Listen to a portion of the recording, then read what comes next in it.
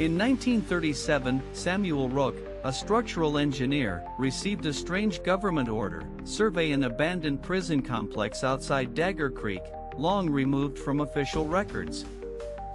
Locals refused to speak of it. Maps didn't show it. But Samuel found coordinates in a faded archive, labeled Facility Number 13, sealed. He arrived by train, then on foot through dense fog.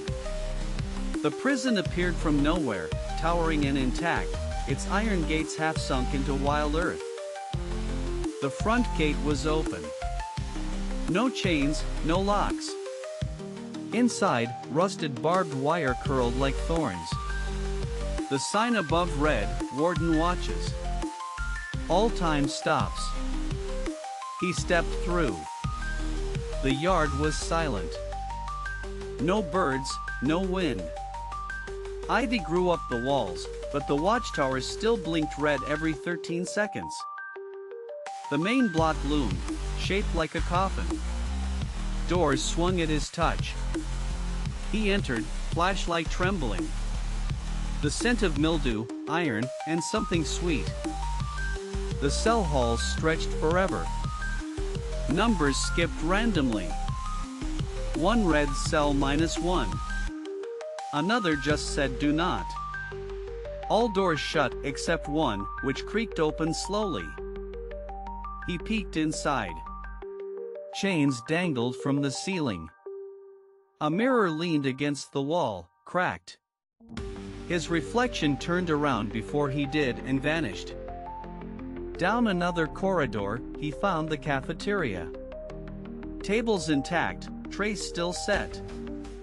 Food molded into ash. On the wall, "We served time. Now it serves." Suddenly, all trays crashed at once. But no one else was there. Footsteps followed him, soft, wet, and irregular. He fled into the chapel wing. The chapel was upside down. Pews on the ceiling. A cross burned into the floor, inverted. A Bible bled ink. Words smudged into screaming shapes. He found an old journal. A guard's logbook. They built the prison before the town, it read. Not for criminals, for something older, something waiting.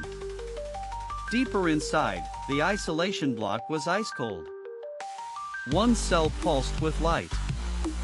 The number above read infinity. Inside was a chair. It faced the wall. The wall bore scratch marks in circles, thousands of them. A voice whispered behind him, he never blinked. He turned. No one was there. He tried to leave, but the doors no longer matched. Each one opened to stairs, or walls, or nothing. Time melted. His watch ticked backwards. He screamed into the hallway. His voice echoed back, differently. Not words, just wet breathing. He stopped speaking after that. The walls listened. On the 5th day, was it the 5th, he found the warden's office. Papers littered the desk. Names crossed out. Each with a blood fingerprint.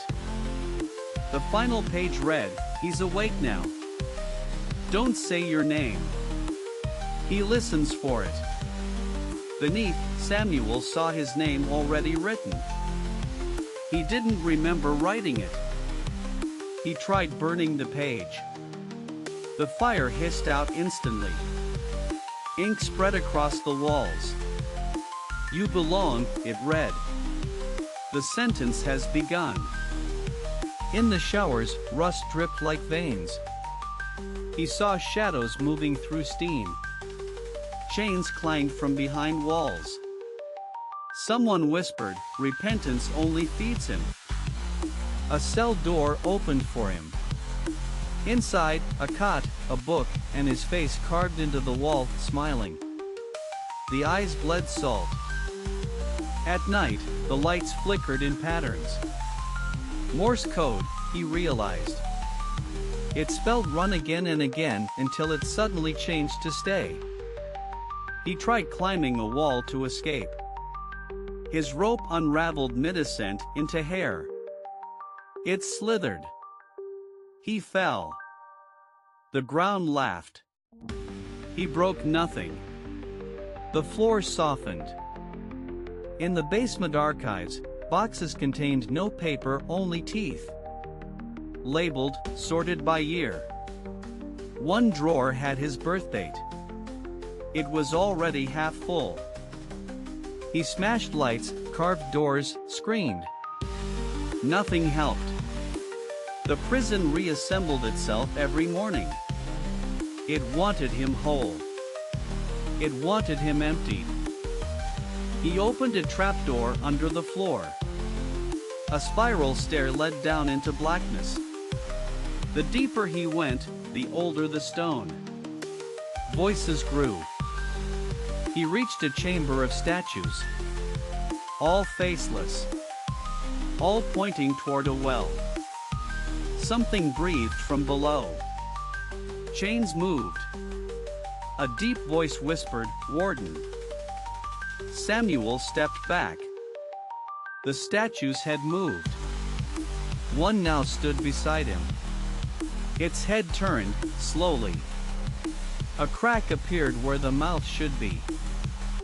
He ran. Back through tunnels, corridors, voids. But the way out wasn't there. The front gate now faced inward.